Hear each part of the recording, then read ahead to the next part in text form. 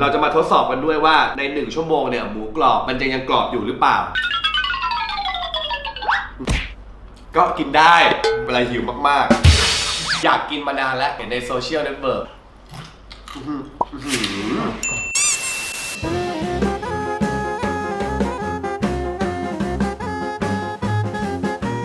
สวัสดีครับมาพบกับพอชอีกแล้วนะครับวันนี้นะครับเราจะมารีวิวหมูกรอบแต่ว่าผมไม่รู้นะครับว่ามันเป็นร้านที่ไหนบ้างพอดีทางทีมงานเขาไปทำรีเสิร์ชจากคนประมาณ 1,000 คนนะฮะว่าหมูกรอบร้านไหนจะอร่อยที่สุดนะครับผมก็เป็นหมูกรอบอยู่ในแถวโซนออฟฟิศเราแถวเรียบด่วนเลยแถวนี้เอาจากเบอร์ 1ก่อนแล้วกันเดี๋ยวขออนุญาตมองด้วยสายตาก่อนนะฮะหมูกรอบเบอร์ 1อันนี้สวยนะอันนี้ข้าวโอเคอยู่ข้าวดีอยู่นะฮะอันนี้ต้องบอกก่อนนะว่าหมูกรอบที่เราซื้อมาประมาณ1ชั่วโมงเราจะมาทดสอบกันด้วยว่าใน1ชั่วโมงเนี่ยหมูกรอบมันจะยังกรอบอยู่หรือเปล่าในแต่ละร้านอันนี้ไข่โอเคนะใช้ไข่เป็ดนะฮะผักให้มาครบโดยรวมโอเคนะฮะหมูกรอบก็ยังกรอบอยู่นะครับผมหน้าตาใช้ได้นะครับผมพอๆกับผมเลย เอาชิ้นแบบว่าให้มันเป็นหมูกรอบ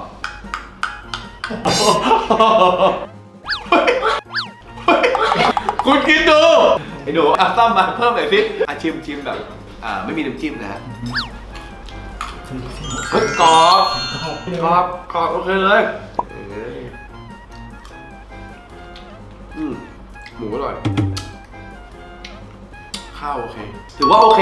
เป็นร้านที่2ก่อนดีกว่าร้านที่2ก็จะให้มาพอๆกับร้านแรกนะครับผมแต่ผมว่าร้านนี้ดูกรอบนะเฮ้ยร้านนี้ข้าวดีข้าวดูแบบว่าใช้ข้าวดีหุงมากำลังดีไม่แฉะจนเกินไปอ่ะเราชิมเลยอ่ะลองดูหัวนี่ดีว่ะอันนี้โคตรกรอบอ่ะน้ำจิ้มผมชอบสีน้ำจิ้มร้านนี้มากกว่าข้นกว่าแล้วสีมันเข้มอ่ะแล้วแต่คนมองนะโอ้อันนี้แบบหมูกรอบจริงๆข้าวก็หุงมาพอดีใช้ข้าวดีด้วยโอเคครับก็ถือว่าอร่อยป่ะต่อไปเป็นจานที่3ดูจากหน้าตาก่อนแต่อันเนี้ยดูแบบเขาเรียงตัดหมูมาสวยมากเป็นเด็กฝึกงานเรียงเอาเหรอ ไม่ใช่หมายถึงว่าเขาตัดมาดีตัดมาแบบว่ามีความพอดีข้าวดูล้วนมากๆป่ะเดี๋ยวเรามาชิมกันดีกว่าอ่ะลองกินแบบว่าไม่มีน้ำจิ้มก่อนรสชาติก็จะอยู่กลางๆระหว่าง1กับ2ถ้าพูดถึงความกรอบนะฮะผมว่ามันกรอบไม่เท่า2ร้านนี้แต่อาจจะเป็นเพราะว่าซื้อมานานแล้วอะไรแบบนี้เดี๋ยวเรามาลองชิมกับข้าวแล้วก็น้ำจิ้มดีกว่าน้ำจิ้มเนี่ยอาจจะคล้ำๆหน่อยอันนี้ออกเค็มแล้วก็พอโดยรวมกับข้าวแล้วสู้2อันนี้ไม่ได้แล้วแต่คนชอบนะครับอ่ะไปต่อไปเราไปจานสุดท้ายกันดีกว่าจานสุดท้ายนี่บางสุดเลยลองดูอาจจะอร่อยก็ได้ฮะเนี่ยหนังเลยแต่ลองชิมดูว่าจะกรอบไหมเนี่ย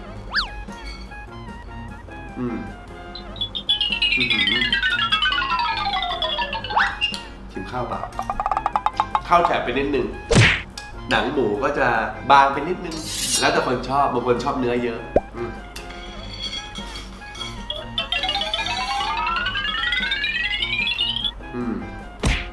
ก็กินได้เวลาหิวมากๆถือว่าโอเคเรียงเลยครับผมเรียงจากท้ายมา1ดีกว่าท้ายเหรอ4 3 2 1ถูกใจน้อยที่สุดวันนี้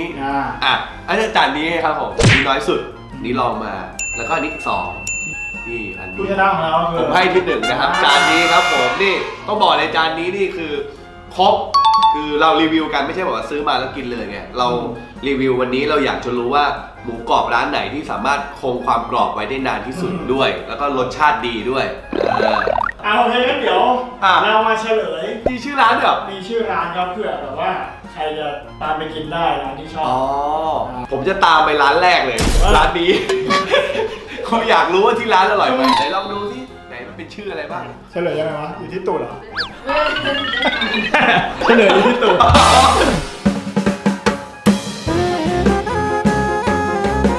เรียบร้อยไหนดูสิร้านหลอกคืออะไรวะก็คือแบบ3ร้านนี้มันเป็นร้านดังร้านดังจริงๆร้านนี้คือร้านหลอกเห็นไหมผมเก่งกระต่ายลิ้นผมดีอ่ะแล้วร้านไหนเรียงไปไงวะร้าน3 ร้านในไซบอกแล้วว่าอันเนี้ยหมูกรอบเขาเรียงมาสวยไปกินที่ร้านเขาน่าจะจัดจานสวยอะต่อไปร้านที่2ใช่ไหมร้านนิจิวร้านนี้ก็โอเคหมูกรอบกรอบทุกอย่างใช้ข้าวดีโอเคเลยครับแล้วร้านที่ผมชอบ ร้านธานีอยู่เมืองทองปะเนี่ย อยู่ลาดปลาเขา อ๋อร้านธานีเฮ้ยโอเคอร่อยเลยก็ไปตำกันได้นะครับผมแนะนำเลยร้านสุดท้ายอยู่ตรงตลาดไหนนะ ใกล้ออฟฟิศ อ๋อ มันอาจจะอร่อยก็ได้ เพราะฉะนั้นคุณต้องลองไปกินที่ร้านนะครับผม ถ้าใครอยากจะไปตามกินไปกินได้นะฮะ ก็ใครอยากจะชิมก็แนะนำว่าให้ไปกินที่ร้านนะฮะ หมูกรอบต้องทานที่ร้านจะได้รู้ว่ามันอร่อยแค่ไหน นี่นะครับผมเอาละครับ จบไปเรียบร้อยนะครับสำหรับการรีวิวหมูกรอบในวันนี้นะครับ ก็สำหรับใครที่ชอบนะครับก็ เดี๋ยวพี่ อันนี้คืออะไรเนี่ย มอบรถเข็น นี่ทีเด็ดเซอร์ไพรส์เขามาเอาให้ชิม อ๋อไม่ใช่กระเช้าเยี่ยมไม่ได้ป่วยอ๋อไม่ใช่เหรอ เรามีคอนเทนต์หมูกรอบไปแล้ว อ่าฮะ เดี๋ยวเรามาแบทเทิลความกรอบ อ๋อรู้แล้วตามใจปรารถนาของพี่เสกที่เขาร้องที่ไม่ต้องห่วงฉันอยากกินมากเลยนะจ้าเอ๋โอ้โหกล่องใหญ่มากขอบคุณมากนะครับ ร้านนี้นี่คืออยากกินมานานแล้วเห็นแบบใน TikTok เห็นในโซเชียลเน็ตเวิร์กเขาเล่นกันเขาแบบมารีวิวกัน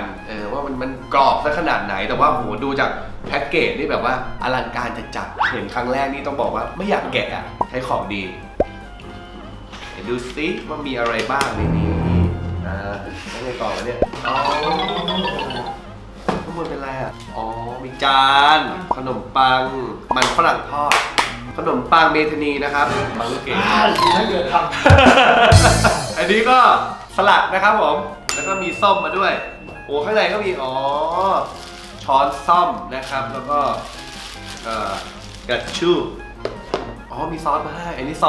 มีซอสยูสุมาให้นะครับ ซอสมีน้ำสลัด อันนี้เป็นน้ำสลัดงาญี่ปุ่น อันนี้ซอสซีฟู้ด ซอสดำหวาน หมูกรอบ ส่วนใหญ่เขาจะกินซอสดำหวาน 3 น้ำจิ้ม ไม่ชอบเลย ให้กันไกลมันด้วยเอ้ยเจ๋งว่ะกูให้ของดีมาเนี่ยแกะไงวะเนี่ยตายแล้วเราำไม่ได้มือติดละมือติด เอาที่เราออกไงเฮ้ยไม่ใช่เลยตกใจ เห็นมือตัวเอง นึกว่าอะไรนึกว่าตีนไก่จะได้เห็นกันทุกคนโอ้โหเฮ้ยโอเคนะโอ้โห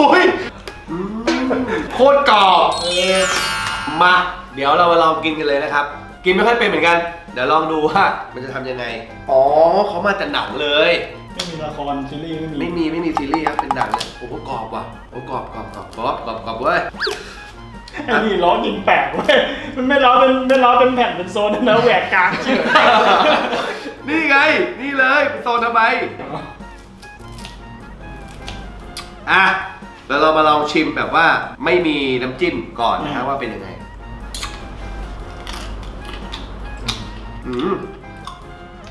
ก็อร่อยอ่ะไม่เคยกินนะจริงไม่เคยกินพวกหมูเขาเรียกหมูหันใช่ไหมเพิ่งรู้ว่าก็ปรุงรสมาส่วนหนึ่งแล้วมันแบบหมูหันที่สั่งกลับบ้านแล้วกรอบจริงๆนะฮะเดี๋ยวเรามาชิมน้ำจิ้มมี3น้ำจิ้มอันแรกก่อนยูสุยูสวนภูมิ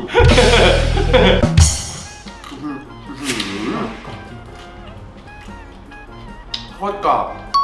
อันนี้อร่อยอ่ะจิ้มเนื้ออร่อยอธิบายไม่ถูกเลยอร่อยต่อไปน้ำจิ้มต่อไปนี่ไงเขามีแบบเครื่องอยู่ข้างในV8อะไรเงี้ยไม่น่าเล่นเลยเว้ยนี่ซีอิ๊วหวานกรอบจัดกรอบว่ะคือผมตัดไม่เหมือนคนอื่นอ่ะรู้ป่ะซีฟู้ดเท่านั้น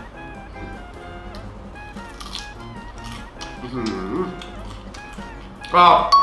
ซีฟู้ดก็ดีนะฮะพอกินน้ำจิ้มหวานมามันแก้ได้ไงเลี่ยนแก้เลี่ยนเดี๋ยวขอนี่ทีโอ้โหเครื่องฟันแตกเดี๋ยวชิมอันนี้สิมีข้าวไหมเฮ้ยอร่อยเลยไม่เคยกินนะเคยกินแบบนิดๆหน่อยๆไปถ่ายรายการแต่ว่าชีวิตประจำวันไม่เคยแบบสั่งหมูหันมากินเลย ก็ดีนะซื้อเสร็จยังไงอร่อยว่ะแต่เขามีขนมปังมีมันฝรั่งทอดมาให้นะครับผมเขามีแจ็คสเปโร่มาให้ เป็นเรือหรืออะไร สลัดนั่นเอง โจรสลัดไงเราบอกว่าต่อไปแล้วก็อ๋อนี่เป็นเราจิ้มดีกว่ามือนะฮะขออนุญาตมือนะทุกท่าน เขาน่าจะ เดี๋ยว เฮ้ย มะเขือเทศไง อ้าว พระเทศจะไหว้เลย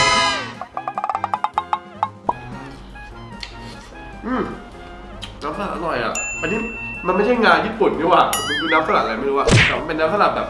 เปรี้ยวๆอ่ะใช่ไหมน้ำสลัดแบบอาหารอิตาเลียนแบบอร่อยขนมปังก็อร่อยฮะโอ้โหก็ถือว่าโอเคนะฮะรสชาติดีมากๆแล้วก็เครื่องเคียงเขาพร้อมเครื่องเคียงว่ะ เครื่องเคียงเขาพร้อมจริงๆนะฮะก็สำหรับใครที่แบบว่าไม่ชอบกินมันอะไรอย่างเงี้ยก็อาจจะมีเครื่องเคียงมาช่วยเสริมทับหน่อยแต่อย่างผมเนี่ยเป็นคนชอบอะไรมันๆอยู่แล้วนะฮะก็ติดต่อไม่ได้ที่คอมเมนต์ในช่องได้เลยนะฮะเอามันชอบมันอะไรอย่างเงี้ย ดีก็คือเน้นเอามันนั่นแหละ เป็นคนชอบกินหมูกรอบอยู่แล้ว อ๋อ แนะนำเลยฮะร้านนี้นะครับตามใจปรารถนานะฮะ As You Wish นะฮะร้านของพิเศษของเรานะฮะหม่อมถนัดแดกนะครับ 3,500 บาทกินคนเดียวไม่ไหวอยู่แล้ว ตัวขนาดนี้นะฮะไม่ใช่ตัวเล็กๆนะฮะคุณเห็นอย่างนี้นี่ตัวเบ้อเร่อเลยนะฮะเพราะฉะนั้นก็อย่าลืมไปลองทานกันได้นะครับสำหรับใครที่ชอบคลิปนี้นะครับฝากกดไลค์กดแชร์ด้วยนะครับหรือว่าอยากให้ทำคลิปอะไรใหม่ๆก็คอมเมนต์มาใต้คลิปได้เลยนะครับแล้วก็อย่าลืมกด Subscribe ที่ช่องของพอสด้วยนะครับช่องพอสลันชแนลนะครับแล้วก็อย่าลืมกดกระดิ่งแจ้งเตือนเอาไว้ด้วยนะครับจะได้ไม่พลาดคลิปใหม่ๆนะครับผมเพราะเราจะมีคลิปใหม่ๆตลอดนะครับผมสำหรับวันนี้ก็มาไปก่อนลาไปก่อนสวัสดีครับผม เรื่องรู้ บายกูเล่นเองเลยจะกินไหมฮะกินเหรอทำไมต้องยิ้มขนาดนั้นอ่ะเดี๋ยวพี่ตักให้มือจะได้ไม่เลอะไงลูกมาเอาแล้วจิ้มอะไรเร็วๆมากินมานี่มานี่มานี่เราดูเร็วเอาอันไหนยูสุเอาซีฟู้ด ยิงหูหนูเฉยกินอะไร กรอบมาเห็นหน้าเลยพี่กรอบไหม กรอบค่ะ กินอันนี้ไปใครสั่งงานอะไรได้ยินชัดเลยนะ